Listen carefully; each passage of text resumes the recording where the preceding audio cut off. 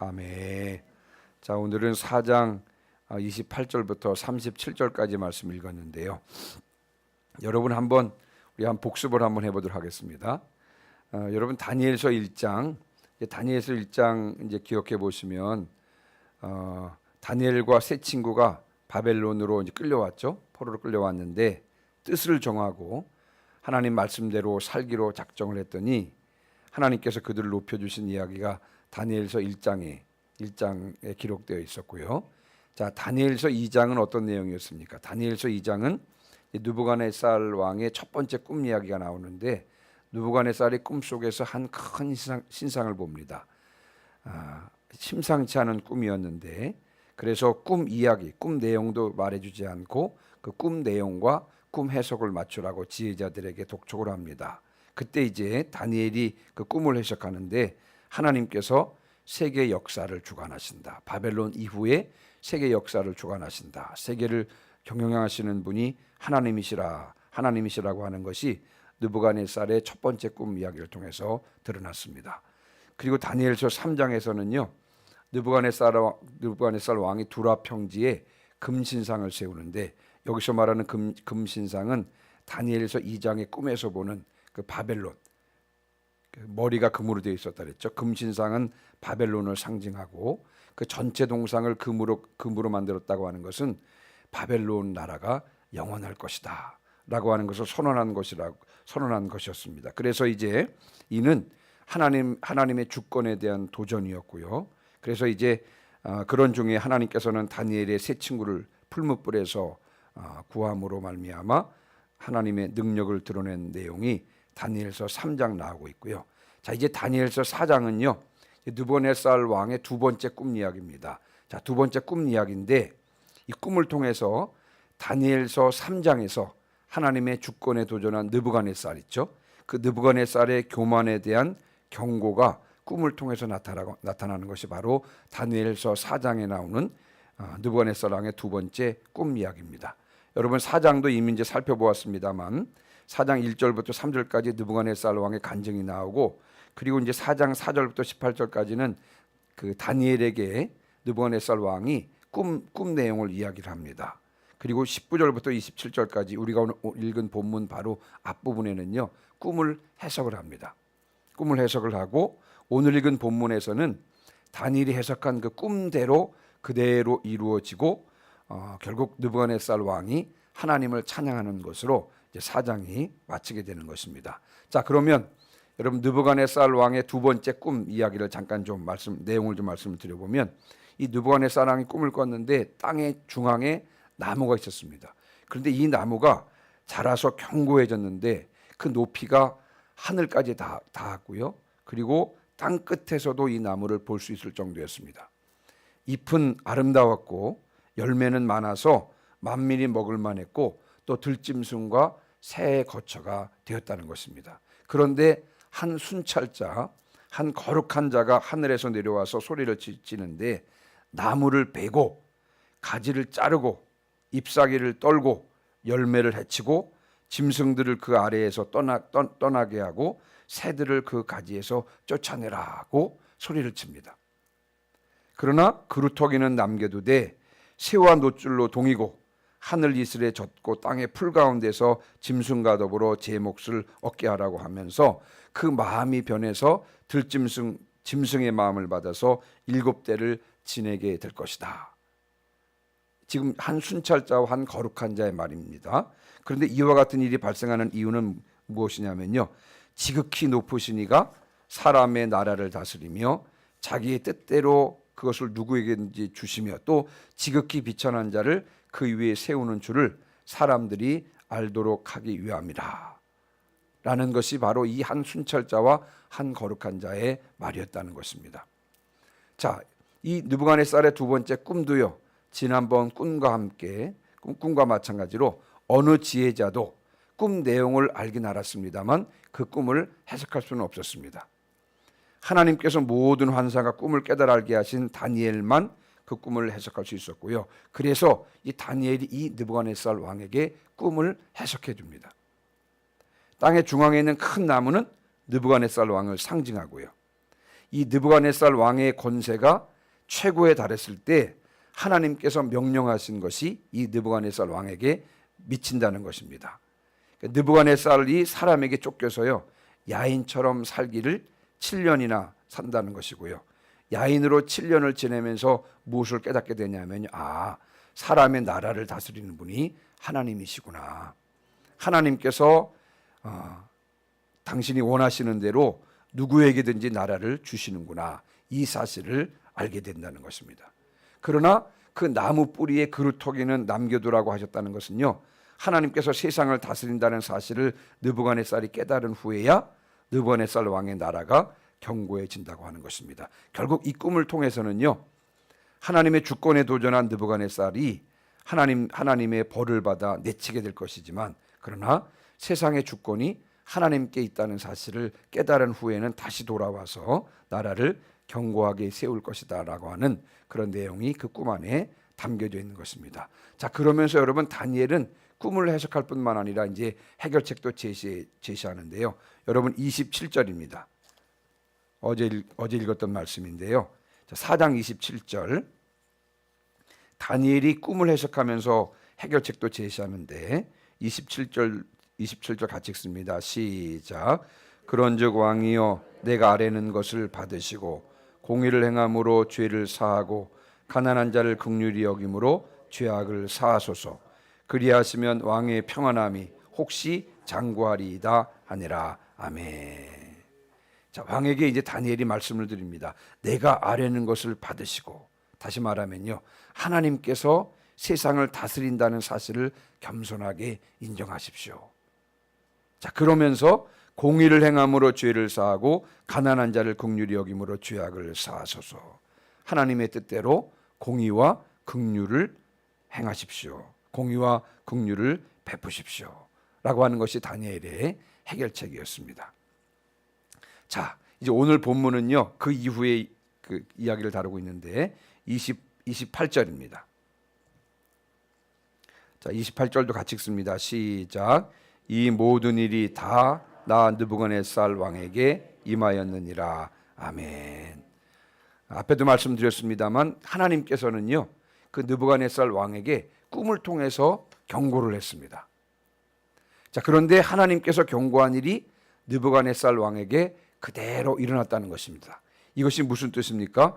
하나님께서는 느부갓네살 왕에게 회개하고 돌이킬 기회를 주었지만, 그런데 그 기회를 잡지 못했다는 것입니다. 여러분, 저는 이 본문을 읽으면서 이것이 참 인간의 사람의 어리석음이구나, 그런 생각을 하게 되었는데요. 조금 이따 좀 더 설명을 하기로 하고요. 29절입니다. 29절 30절 같이 읽습니다. 시작. 12달이 지난 후에 내가 바벨론 왕궁 지붕에서 거닐세. 나 왕이 말하여 이르되, 이 큰 바벨론은 내가 능력과 권세로 건설하여 나의 도성으로 삼고 이것으로 내 위엄의 영광을 나타낸 것이 아니냐 하였더니. 아멘. 12달이 지났다 그랬습니다.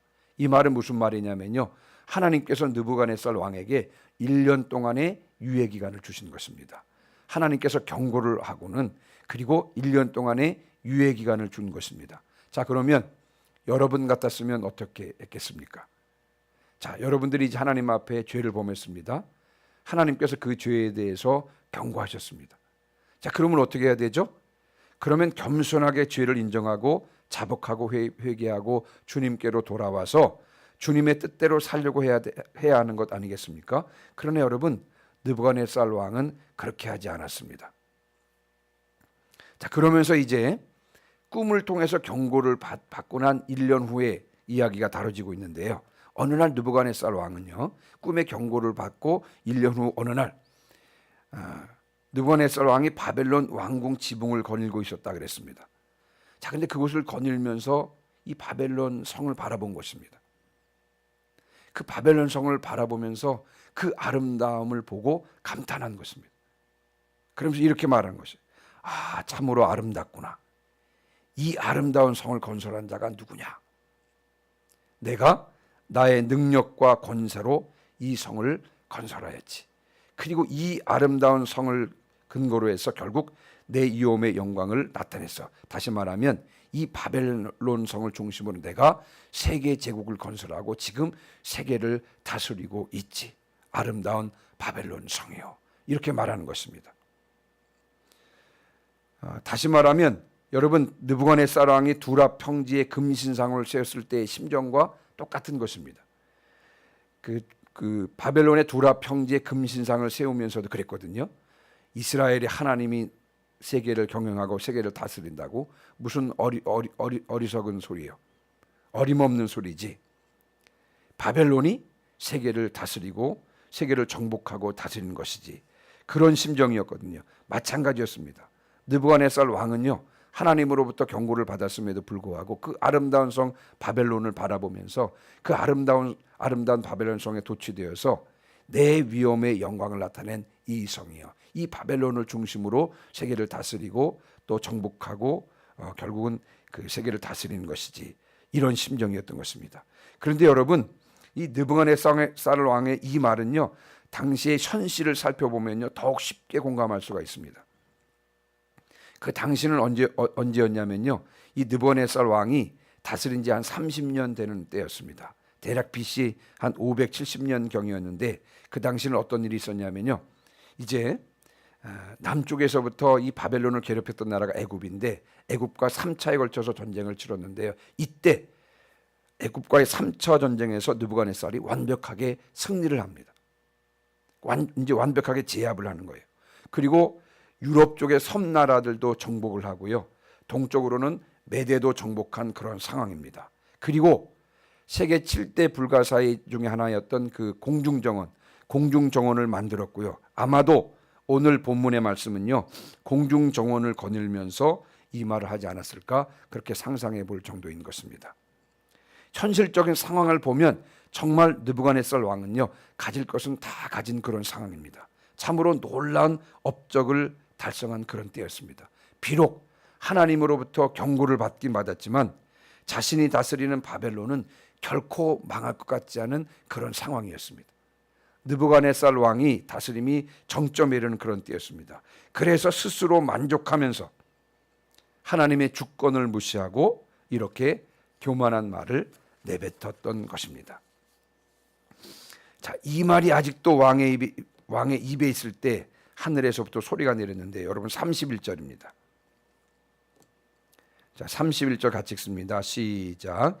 이 말이 아직도 왕의 입에 있을 때 하늘에서 소리가 내려 이르되, 느부갓네살 왕아, 내게 말하노니 나라의 왕위가 내게서 떠났느니라. 아멘. 이렇게 해서요, 1년 전에 받았던 경고의 말씀이 그대로 현실이 된 것입니다. 느부갓네살 왕은요, 쫓겨났고요, 7년 동안 미쳐서 들짐승과 함께 살게 되었습니다.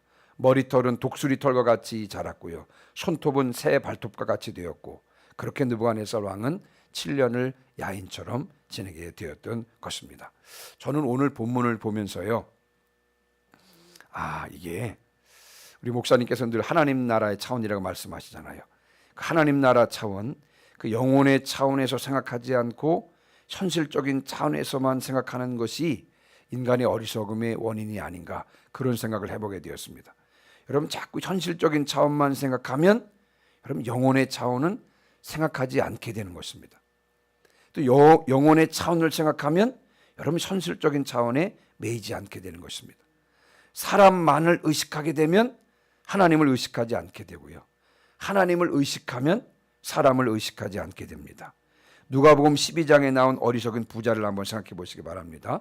여러분, 그 부자는 밭의 소출이 풍성했습니다. 밭에서 많은 것을 거두다 보니까 곡식을 쌓아둘 곳이 부족했습니다. 그래서 어떻게 했냐면요, 곡간을 헐었습니다. 그리고 그 곡간을 더 크게 짓고, 그 곡간 안에, 더 크게 진 곡간 안에 모든 곡식과 물건을 거기에 쌓아두었습니다. 그랬더니 스스로 만족하는 마음이 올라왔습니다. 영혼아, 여러 해 쓸 물건을 많이 쌓아두었으니 평안히 쉬고 먹고 마시고 즐거워하자. 여러분, 이 부자는 지금 자신의 풍성함을 생각하면서 자신의 영혼을 생각하지는 못했습니다. 그 어리석은 부자에게 하나님께서 말씀하셨거든요. 어리석은 자여, 오늘 밤에 내 영혼을 도로 찾으리니 그러면 네 준비한 것이 누구의 것이 되겠느냐. 이 어리석은 부자는 현실적인 풍성함에 도취되어서 영혼의 차원을 생각하지 못하는 우를 범했던 것입니다. 여러분, 솔로몬은 어땠습니까? 이 솔로몬의 어리석음도 우리가 살펴볼 수가 있습니다. 하나님께서 열왕기상 11장 9절에 보면 여러 번 경고했습니다. 여러 번 경고했습니다.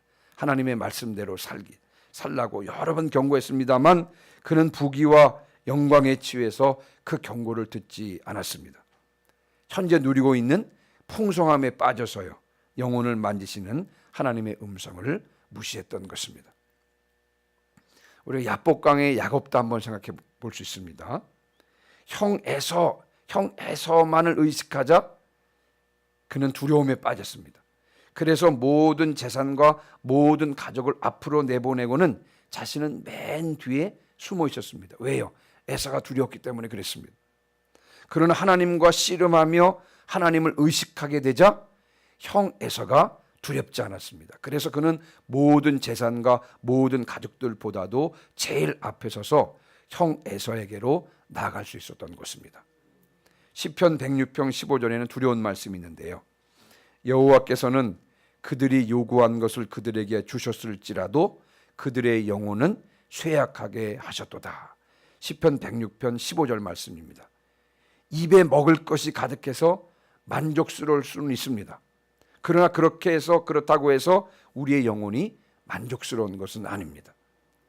현실적인 상황이 만족스럽다 할지라도요, 영혼이 쇠약해질 수가 있는 것입니다. 물론 반대의 경우도 있을 수 있습니다.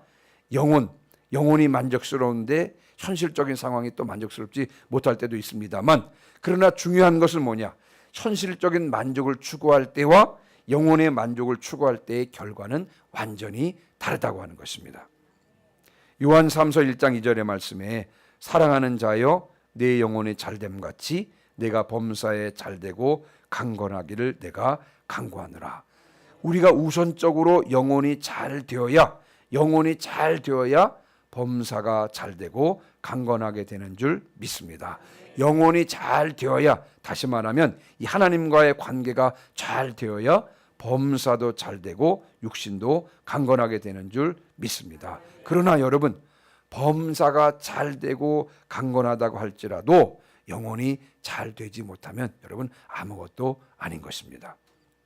오늘 이제 말씀을 마무리하고 마치면서 오늘 읽은 이 본문 다니엘서 4장에서 저는 그 바벨론의 느부갓네살 왕을 보면서 이것이 인간의 어리석음이구나, 그런 생각을 하게 되었습니다.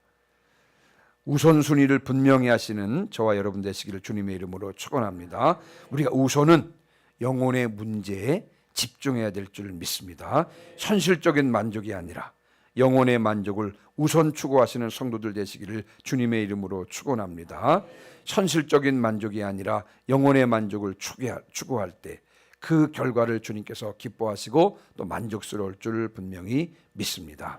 영혼이 잘 되어야 범사가 잘 되고 강건한 것처럼 하나님과의 관계를 먼저 바로 잘 세므로 범사도 잘 되고 육신도 강건한 저와 여러분 되시기를 주님의 이름으로 축원합니다. 아멘. 435장